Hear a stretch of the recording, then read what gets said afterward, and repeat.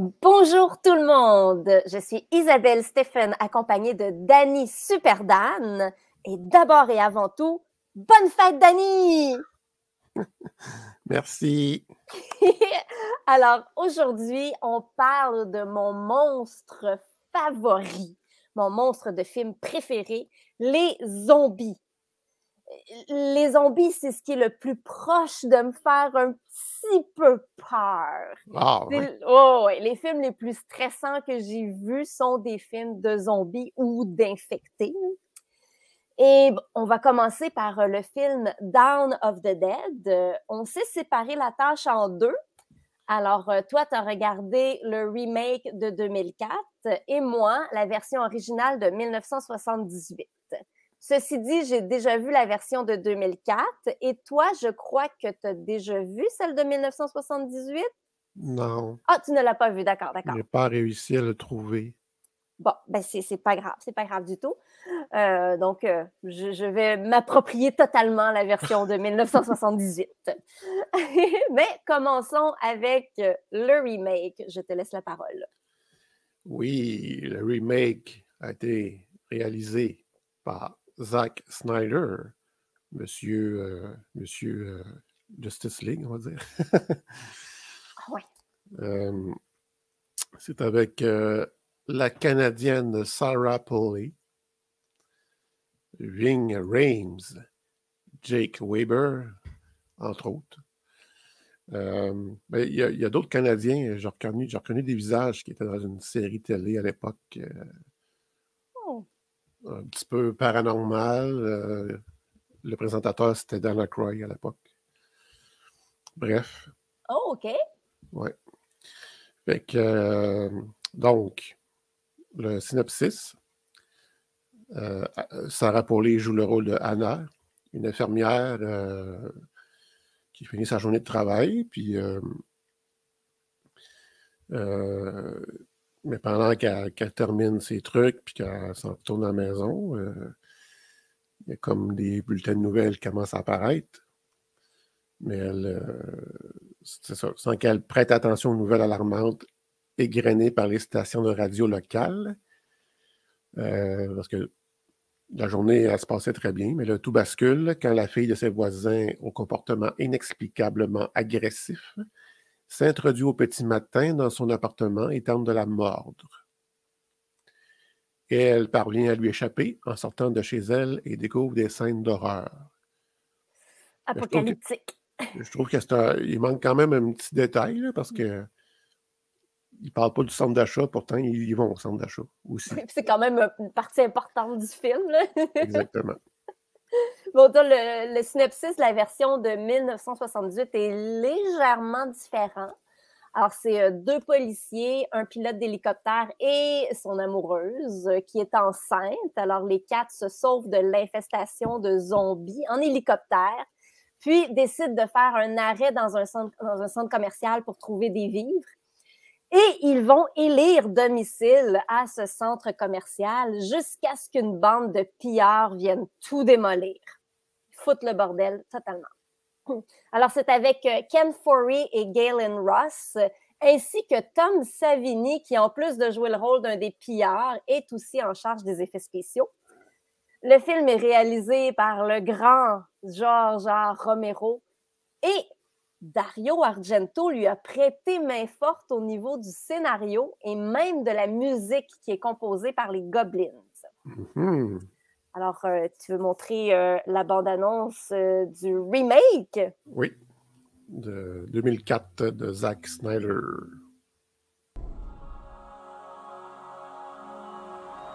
Hey, Vivian. Anna, look, I can go backwards. Let me see. Hey, that's amazing. Hey. Hey, you.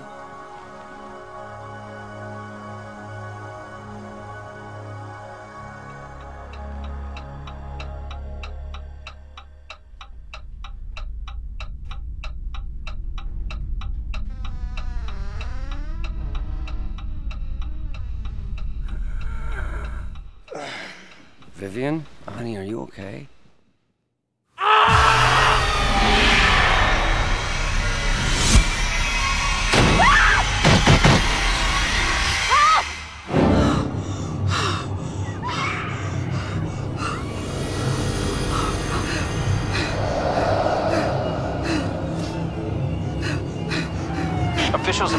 state of emergency. Everybody they kill gets up and kills. Residents are advised to find a safe place and stay there. I've just been informed that we are going off the air and switching to the emergency broadcasting system.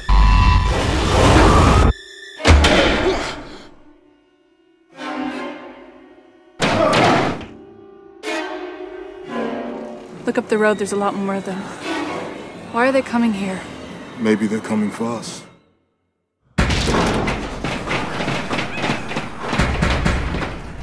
Sooner or later, they're gonna get in here.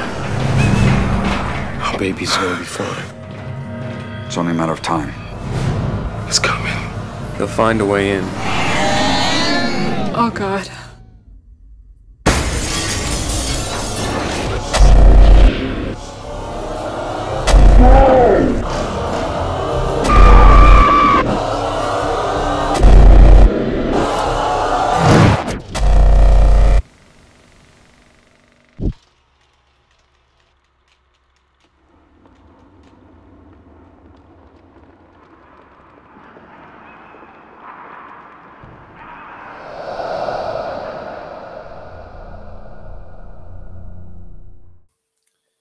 J'imagine que c'est un petit peu plus dynamique que celui de 78.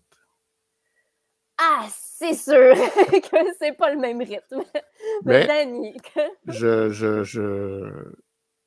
ne dénigre pas, évidemment, le vieux, parce que c'est sûrement un bon film aussi. C'est une autre époque.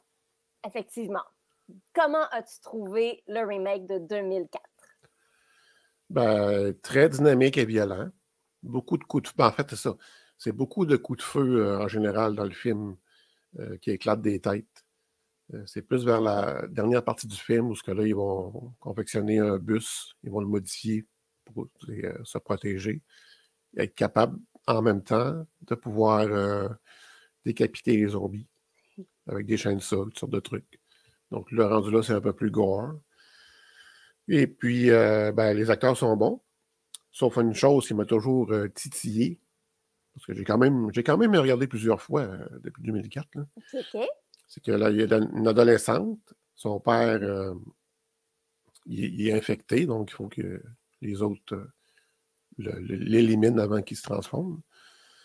Et on dirait qu'elle s'en remet assez vite. Elle trouve un petit chien, puis tout est beau. Les animaux, c'est thérapeutique, là. Quand même.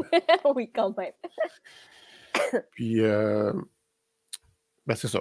Comme je disais, je me rends compte que je l'ai regardé souvent, mais c'est ça. Il reste un de mes films de zombies préférés. Avec 28 Days and 28 Weeks Later. Mm-hmm. D'ailleurs, je les ai réécoutés, ces deux-là. Là. Clairement, je les aime mieux même que Dawn of the Dead que j'ai écouté. OK. Fait qu'ils sont numéro 1 au palmarès. Ok, oui. D'accord. Et évidemment, j'ai bien aussi aimé les comédies de zombies comme Planète Terreur de Robert Rodriguez, Zombieland et bien sûr Shaun of the Dead. Ah oui, c'était merveilleux, Shaun of the Dead. J'ai adoré ça aussi. Et toi? Moi, je me souviens avoir beaucoup aimé le remake. Ce qui m'avait surprise la première fois que je l'ai vu, c'est que c'est pas le même type de zombie que dans l'original. Hein? Dans l'original, c'est des zombies lents. Là, mais dans le remake, les zombies, ils courent, puis ils courent vite. Ils sont enragés totalement. Tout comme dans les 28 jours et 28 semaines, d'ailleurs. Oui, absolument. C'est vraiment un excellent film, là. Bon, violent à souhait, comme tu le disais. Et pour moi, c'est un remake qui est à la hauteur de l'original. Pour ce qui est de l'original, moi, je l'ai adoré. Les acteurs sont excellents, la musique est géniale. Les Goblins sont des compositeurs hallucinants. Là. Ils ont aussi fait les trames sonores de beaucoup de grands classiques du maître de l'horreur italien Dario Argento. OK. Et bon, comme on le disait tantôt, le film, l'original est quand même assez lent quand on le compare au remake, mais c'est comme si tu as le temps de vivre avec les personnages. Mm-hmm. Puis, il y a vraiment deux parties distinctes au film. La première, c'est le petit groupe de 4 personnes qui sauvent de la ville, qui prennent possession du centre commercial. Puis, ils travaillent fort pour se débarrasser des zombies à l'intérieur du centre commercial, arriver à se barricader comme il faut. Puis, par la suite, ils arrivent à avoir une vie relativement normale, puis tu les accompagnes là-dedans. Puis là, la deuxième partie, c'est les fouteurs de troubles qui arrivent. Et là, c'est la perte de contrôle, les zombies qui reviennent, le gore, la violence et tout et tout. Les effets spéciaux sont super bons pour l'époque. Il y a des scènes cultes comme le zombie qui reçoit la machette à travers la tête. Là. Je sais pas, tu as sûrement déjà vu cette image-là quelque part. Je pense qu'ils en ont même fait une figurine à un moment donné. OK, non, ça me donne rien. Si je te montrais l'image, je suis sûre que ce serait comme « Ah ouais, ça! » Et c'est sûr que c'est pas à la hauteur côté effets spéciaux de ce qu'on peut faire aujourd'hui, mais en même temps, je trouve que ça ajoute au charme du film. Est-ce que c'est là-dedans qu'il y a quelqu'un qui se fait complètement déchirer le ventre puis que toutes les tripes sortent? Il y a beaucoup de scènes où est-ce que les gens se font... Okay. Mais je suis pas sûre que c'est dans lui. C'est cette scène-là que tu parles, là, c'est peut-être dans parce que c'est comme une trilogie. Ouais. Je pense que c'est peut-être dans Day of the Dead. Mais j'ai un doute. Mais maintenant, on va passer à la réalité. Les zombies dans la vraie vie. Parce que nous sommes tous les deux intéressés aux zombies. Oui. Est-ce que c'est vrai, les zombies? Alors, toi, tu vas nous parler des zombies d'Haïti. Oui, juste avant, je vais juste revenir sur ce que j'avais un petit peu teasé dans l'épisode précédent, des vampires. L'influence des vampires dans la culture et dans les activités pour le divertissement. On sait que les vampires, à un moment donné, c'était juste de ça. Les gens se déguisent en vampires à l'Halloween. Ceux qui font les courts-métrages amateurs, c'était aussi la plupart sur les vampires. Et il y avait même des balles de vampires. Oh! Mais quand Twilight est arrivé, c'était trop éblouissant. Et donc, ça a comme un peu tombé à l'eau. Bénite. Et une nouvelle tendance est arrivée. Et c'est les zombies. Donc, les balles de vampires ont été remplacées par des marches de zombies. Ouais! Là, avant la pandémie, là, il y en avait au moins 2 par année dans des villes majeures comme Québec et Montréal. J'ai jamais assisté, malheureusement. Puis, évidemment, j'imagine que c'est surtout pour le thrill du maquillage qu'on se fait, puis le costume et tout ça. Là. Ouais. Ça doit être le fun. Donc, oui. Il y a quand même des choses similaires entre le vampire et le zombie. Le vampire est aussi un mort vivant. Exactement. S'il a besoin de tuer des gens pour rester en vie, certains, en tout cas, ont besoin de boire le sang. Mm-hmm. Puis, après avoir mordu leur victime, ça dépend des films, là, mais dans certains films, ils mordent une victime, puis si la victime ne meurt pas, elle se transforme, elle aussi, en vampire. Effectivement. Donc, il y a des petites similarités. C'est juste que les zombies ont le plus grand appétit. Oui, puis ils sont moins cute, généralement. Ouais. Les autres, ils ne fassent pas juste mordre, ils mangent. Ils mangent, oui. Donc, à un moment donné, il y avait un professeur de l'Université à Trois-Rivières qui parlait qu'il y aurait maintenant un cours sur les phénomènes paranormaux, ce genre de trucs-là. Et il y a, comme au passage, il a nommé zombie, que ça existait. Ça fait, voyons donc, un instant. Là, j'ai compris qu'il parlait de ce fameux phénomène des zombies voodoo en Haïti. Donc, qu'est-ce que la science dit sur le mystère de la potion qui créait des zombies? Eh bien, voilà ce que mes recherches m'ont révélé. C'est en février 80 qu'un homme est entré dans le village de Lester, dans le centre d'Haïti.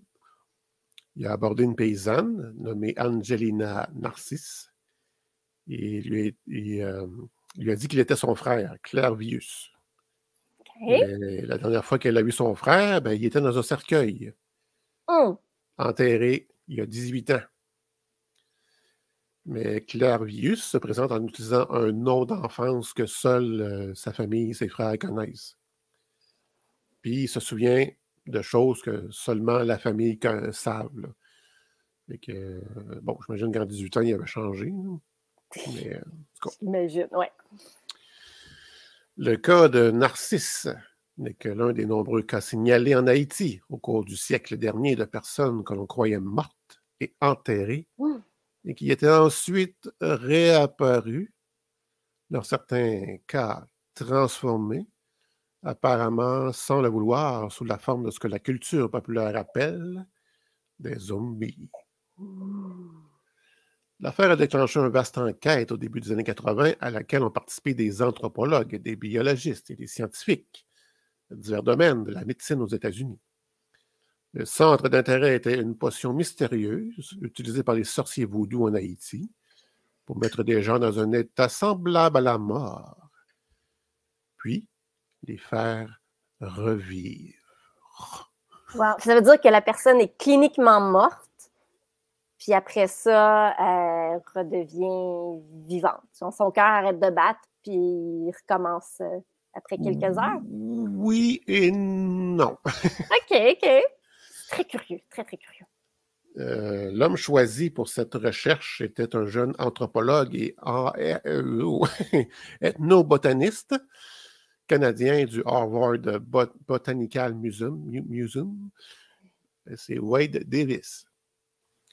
En 1982, il a passé plusieurs mois en Haïti à interroger des sorciers vaudous, à collecter des échantillons de la potion et de ses ingrédients, puis à les analyser à l'université d'Harvard.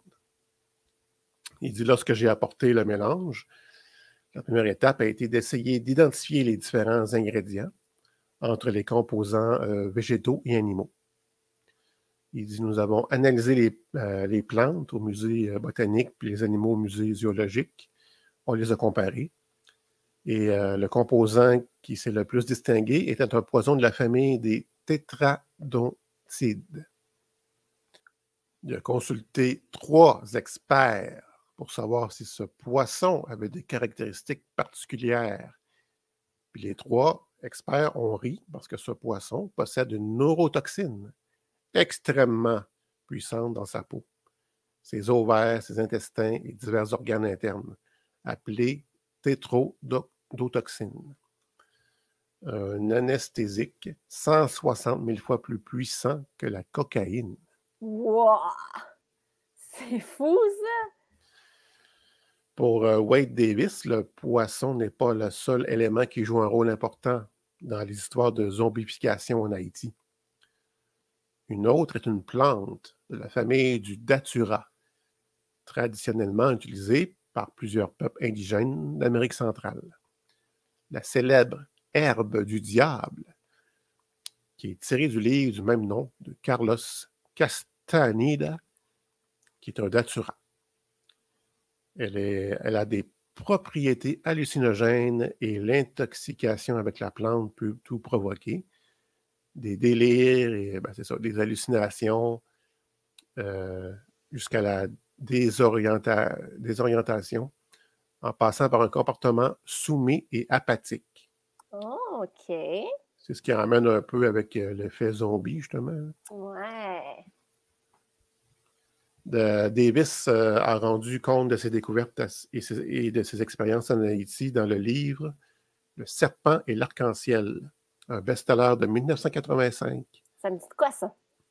Adapté au cinéma dans le film de Wes Craven de 1988. Ben voilà.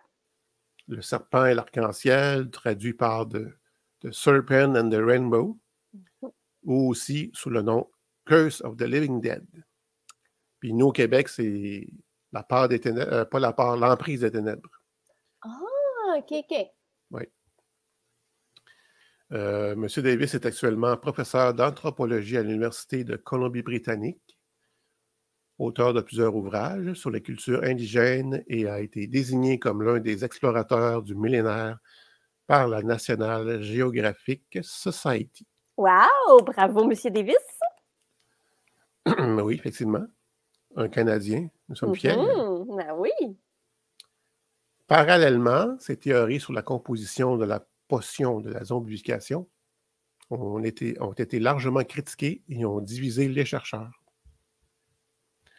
Des scientifiques américains ont examiné les échantillons en 86.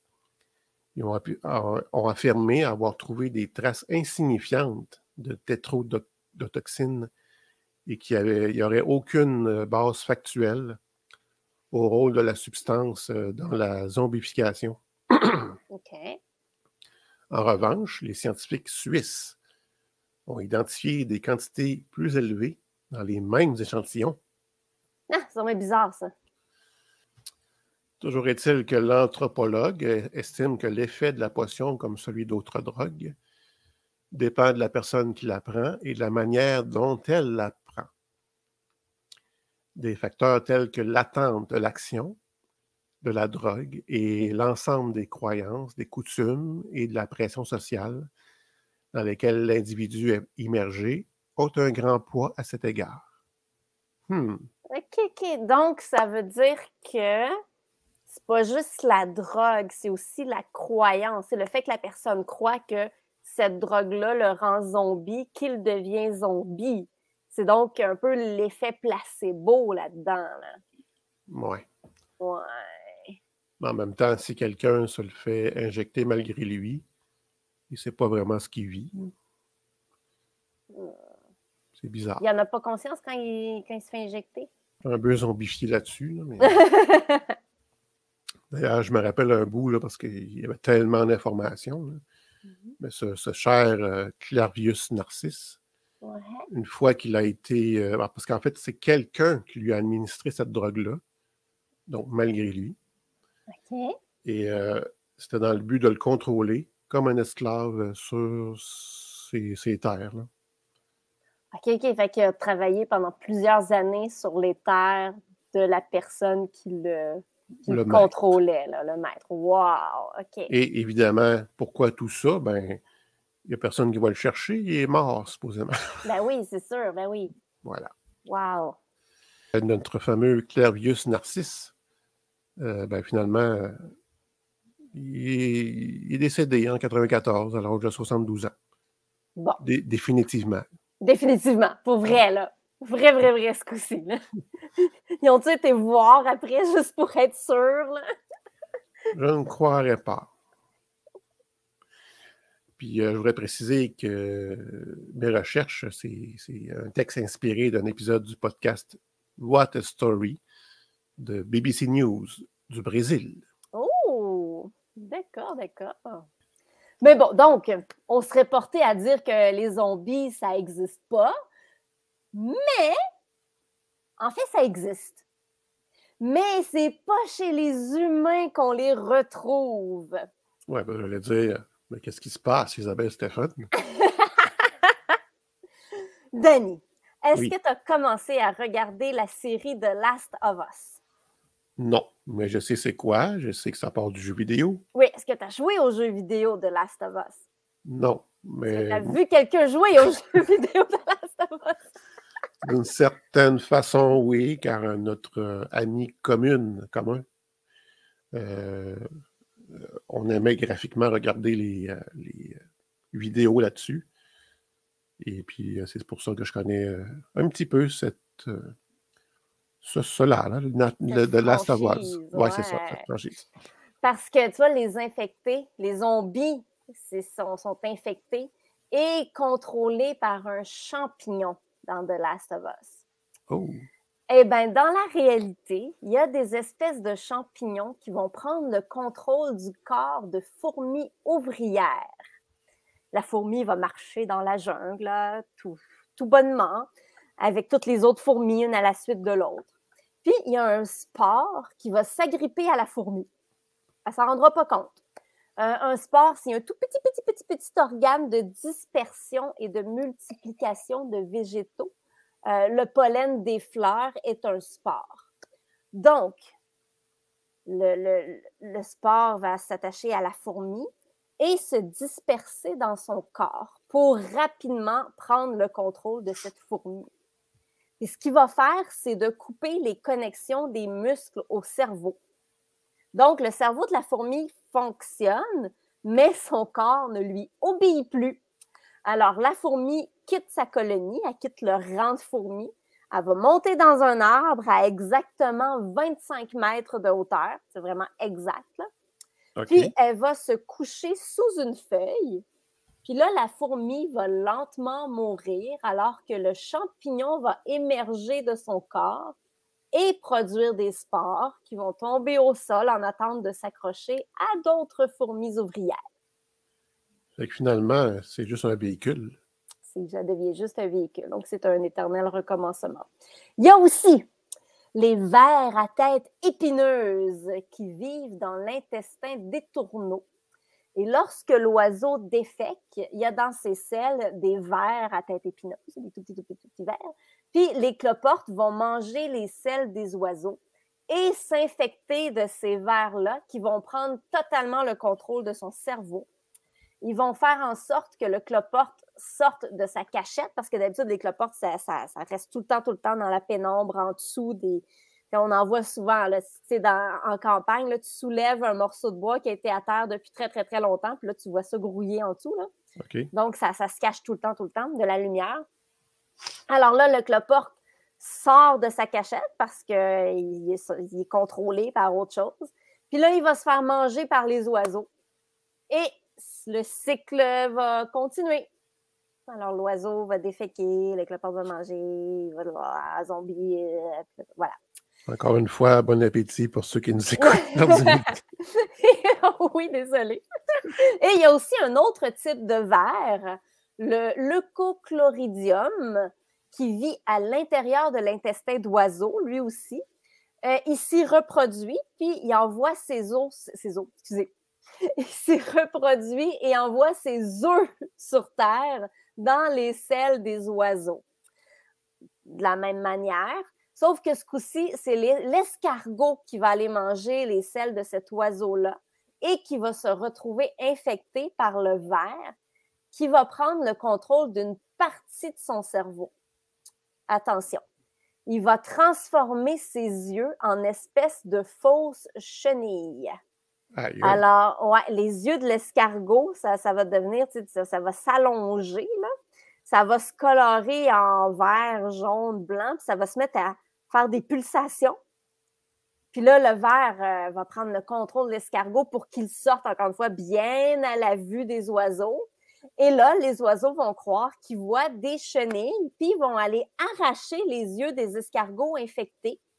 Le cycle va donc recommencer éternellement, encore une fois. Bon, je sais que c'est horrible, mais l'escargot survit généralement. Ses yeux sont régénérés. Alors, voyez-vous, il y a quand même une fin heureuse à tout ça. Ah ben. Mais ceci dit, ne vous inquiétez pas trop parce que pour le moment, c'est impossible qu'un de ces types de parasites prenne le contrôle du cerveau d'un humain. Pour le moment. OK. Merci. C'est rassurant un peu. N'est-ce pas? Mais bon, non, c'est très, très, très, très, très peu probable. C'est impossible que ça arrive. Pas de danger. Ben, en fait, il y a quand même des drogues qui peuvent complètement faire virer fou. Oui, là, tu as quelque chose. Le bath salt, je pense, en est une qui peut faire en sorte que la personne devient quasiment comme un zombie puis qu'elle veut manger de la chair humaine puis qu'elle est enragée totalement. Puis, ouais. Mais bon. Ah oui, c'est creepy, ça. Ah oui, il y a des trucs sur YouTube là, qu'on voit du monde sur le bath salt. Puis, ouais. Oh, c'est vrai. Je me souviens, là, j'ai un flash là, de quelqu'un qui attaque comme un autobus, là, la personne qui conduit le bus a le temps de fermer la porte, puis l'autre est enragé. Puis, wow! Oh, ouais. Très spécial. Ouais. Donc, on ne prend pas de bath salt. Peux-tu prendre du bald pepper? Non plus.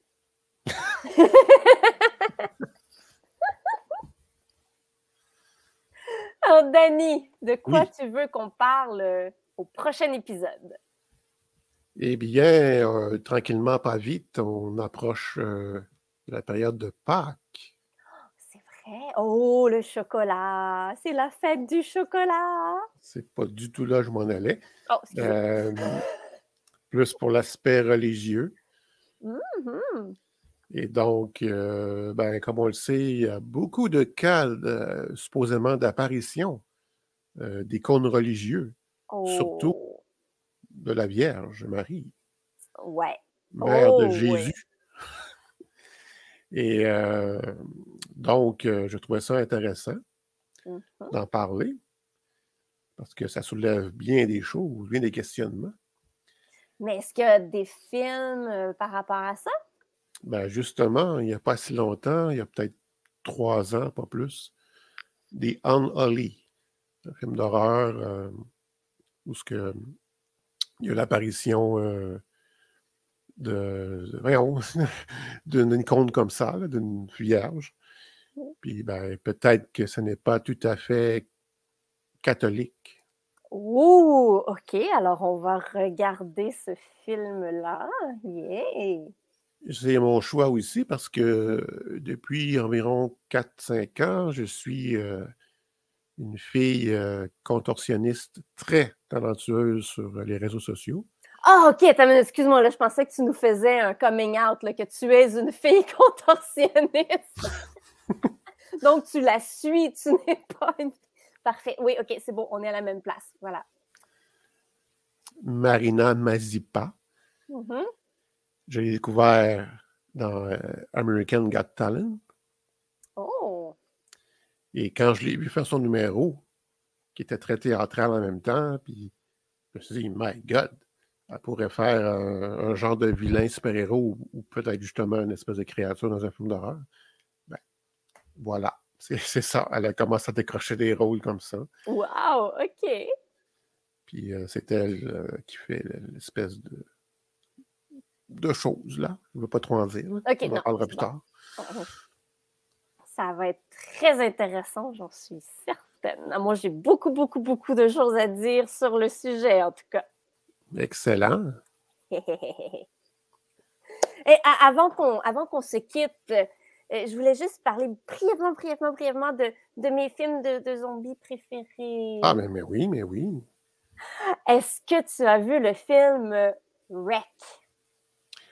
Oui, mais on parle du vrai, l'original. L'original. C'est quoi donc la nationalité? C'est un film... C'est espagnol? C'est un film Ouais, d'Espagne ça. ou je pense que c'est Espagne. En tout cas, oui, le vrai Wreck et non pas Quarantine. Non, pas Quarantine. Oui, j'ai adoré. Oh, mais c'est tellement bon! Et tellement débrouillard, parce que j'imagine qu'il n'y avait pas nécessairement beaucoup de budget, mais j'ai trouvé des idées originales, par exemple, je ne vais pas trop en dire, mais des gens vont être confinés dans un bloc appartement. Mhm. Puis une fois qu'on sont à l'intérieur, nous, avec le film, on reste à l'intérieur, on ne voit plus l'extérieur. Ouais. Mais les fenêtres sont comme en... On ne voit pas à travers, sont juste même pas translucides un peu. Ben, ils mettent carrément un plastique autour du building là, pour bien l'isoler. Exact. Et nous, tout ce qu'on voit, c'est des flashs bleus et rouges. Oui. Donc, ça peut nous faire croire qu'il y a plein d'auto-policiers dehors, tout ça. C'est génial. Ça coûte pas cher, des flashs bleus et rouges. Hey, c'est vrai! Tellement! Mais j'ai adoré l'ambiance de ce film très stressant. Ben, tu vois, c'est ça, c'est un des films, quand je disais que c'est les films les plus stressants, celui-là, là, sur le bout de mon siège, puis je me souviens même d'avoir fait pause comme à 2 reprises, puis marcher un peu chez nous de long en large, parce que j'ai OK, c'est trop stressant, c'est trop stressant. Par contre, je n'ai pas aimé ses suites. Ah, moi, j'avais aimé la deuxième, mais la dernière, où est-ce que là, c'est plus du tout le même atmosphère, si on veut, parce que les 2 premiers, c'est un peu du type found footage. Oui. C'est quelqu'un qui filme caméra à l'épaule, puis tu vois ce que la personne a filmé. Mais dans le dernier, c'est carrément un film, là. Ouais, puis ouais. ce qui est intéressant, c'est que tu vois un peu le parallèle, ce qui est arrivé au chien, puis au vétérinaire qui s'est occupé du chien. c'est pour ça rapport au premier, Ouais. au premier épisode, c'est un petit peu à la base de. Puis, fait que c'est un mariage, puis ça vire le bordel. Mais étant donné que c'est une autre approche que la caméra à l'épaule, je suis un petit peu déçue. Moi, ce qui m'a déçu dans le deuxième, c'est que oui, ils sont encore confinés, si on veut, là, sont isolés, mais ils sont plusieurs, puis ils sont full équipés, fait que ça faisait moins... c'était moins épeurant vu que l'autre était juste 2-3. Puis Ouais. tout ce qu'il y avait pour s'éclairer, c'était la caméra principale. Là. Ouais, c'est vrai, parce que dans le 2, tu as une équipe, genre de. C'est une équipe de chasseurs de fantômes qui viennent, Je m'en rappelle quelque pas. chose comme ça, là. C'est des jeunes, en tout cas, qui viennent, qui réussissent à se rendre par du tunnel en dessous, je pense. Ça ne m'en rappelle tellement pas. OK. Mais par contre, ce que j'ai trouvé le fun dans le 2, c'est qu'il explique c'est quoi ces créatures zombiesques-là. Dans le 1, on a des débuts de réponse, mais là, dans le 2, t'es comme OK, c'est ça. OK. Puis, l'autre, mon film de zombies préféré, A Train to Busan. Oui, je l'ai vu très, très dernièrement. Hein. Wow! Tellement, tellement merveilleux. J'ai adoré ça. Il y a du zombie au pouce carré dans ce film-là. Plus dynamique que ça, tu meurs. Encore une fois, sur le bout de mon siège, puis c'est soufflant. Juste à le regarder, c'est plus capable, à bout. Je sais pas pourquoi, hein, un train, tout ce qui se passe dans un train peut devenir extrêmement suspense, stressant. Hein? Oui. Peu importe la menace. Peu importe, oui. Je trouvais ça super bien fait, ce film-là. Puis les personnages sont attachants, même quand ils sont pas fins, t'es aimes pareil. Puis c'est tellement, tellement, tellement, tellement de zombies. Puis wow! Alors, si vous n'avez pas encore vu A Train to Busan, allez voir ça. Il y a la deuxième partie qui est sortie et que c'est juste totalement autre chose. C'est juste dans le même univers. Et j'ai comme arrêté après une demi-heure parce que c'est un petit peu plus. Je pensais pas qu'il y avait une deuxième partie. Ouais. C'est comme dans le même univers. Puis, je me souviens pas si ça se passe après ou en même temps. Là, c'est plus clair. Mais en tout cas, ça, j'avais pas... Mais y a-tu un train? Non, il n'y a pas de train. C'est juste... Ça se passe dans la gare.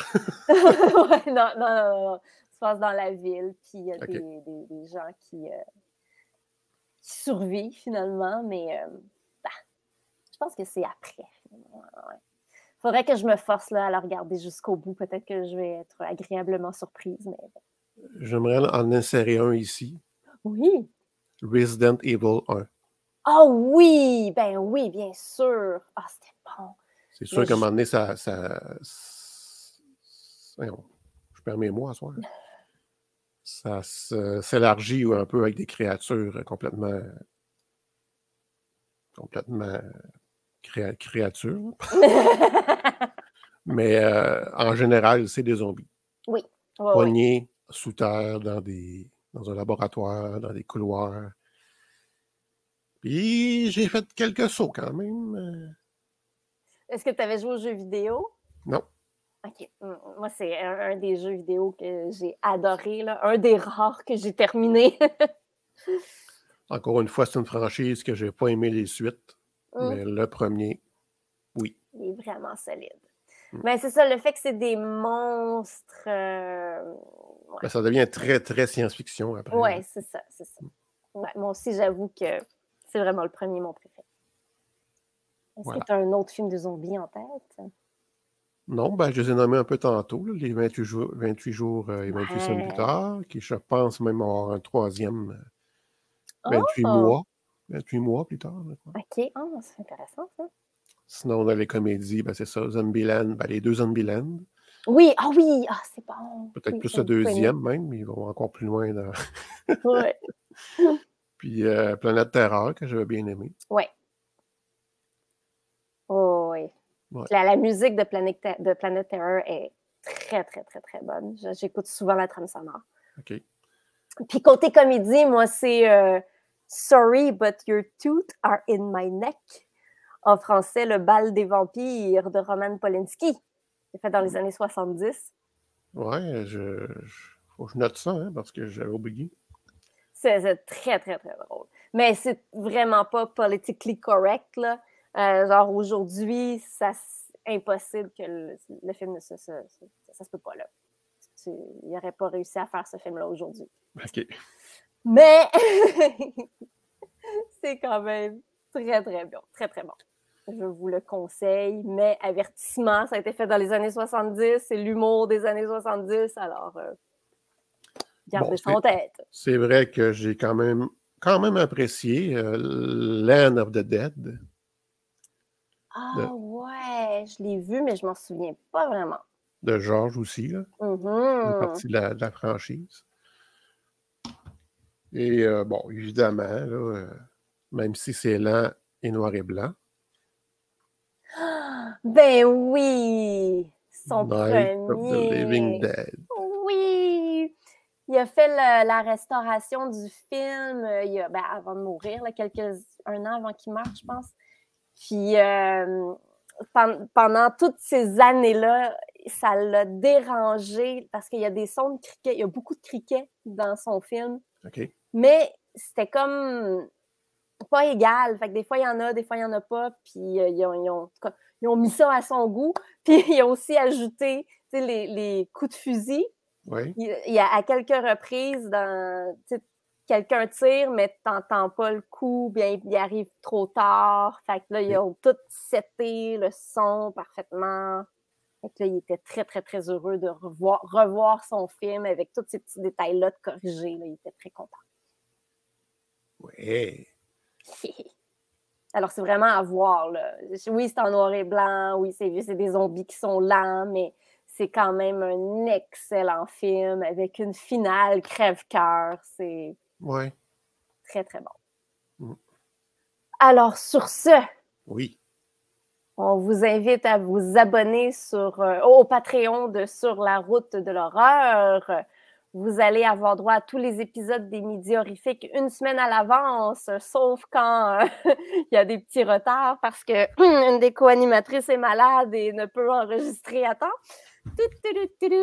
Mais la santé priorise.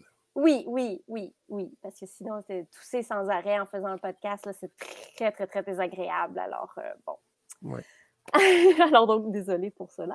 Mais bref, donc, les épisodes, généralement, une semaine à l'avance, ainsi qu'à tous les épisodes spéciaux pour Patreon des autres shows, parce que nous ne sommes pas les seuls. Non. Et nous, on fait un épisode par mois pour les Patreons et vous allez aussi pouvoir voir les extraits, entre autres, du podcast Fans de marde qui sont disponibles pour Patreon seulement. Et c'est vraiment, mais vraiment drôle. Ils sont malades. Oui. Alors, on vous invite à vous abonner sur patreon.com/sur la route de l'horreur. Puis vous pouvez donner un peu ce que vous voulez, un minimum de 4 $ par mois pour avoir accès à tout ça. Yes.